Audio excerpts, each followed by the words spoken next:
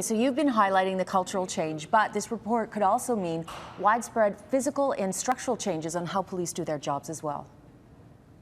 This is not about softer policing, it is about smarter policing. The solution, according to this task force report, to modernizing Toronto's outdated police force is a combination of going back to the old-style beat cop with a high-tech twist. So it's going to be great for you guys, and it's going to be great for us as well. Meaning more cops walking the streets, and officers will stay in a community for years at a time instead of being transferred after a few months, with a focus on prevention. The biggest change is that there is going to be stronger individual relationships with neighborhoods and police officers. But those old-fashioned notepads will be no more. Within 2 to 3 years, all neighborhood officers will have smart mobile devices, so they don't have to spend as much time in their stations.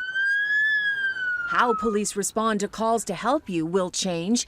It will be divided into 2 categories. Priority response units will respond to calls when safety is at risk. Then an investigative support unit will take over to gather evidence.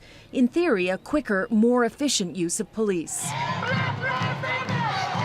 And a new public safety response team will be formed to handle major public events. We only can do so much, right? All these recommendations come after months of community consultations. The task force found the public wants improved police accountability and zero tolerance for bias, racism, and discrimination, showing there is a need for police to improve their relationship with the public. If you'd ask me, are we as efficient as we possibly can be? The answer is we're not. The goal is also to save money.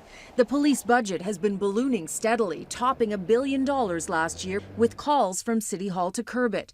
The report says it can save $100 million, mostly by reducing the force. Some divisions will also be merged.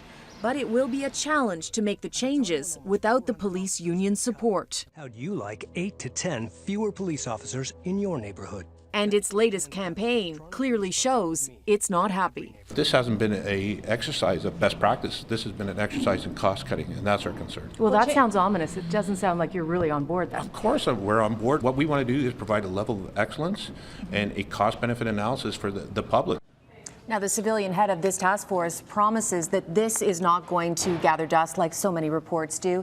She says they're going to set clear goals and be held accountable to the public. And in fact, over the next 2 weeks, every single police officer in Toronto is going to be briefed on the changes outlined here and the new expectations.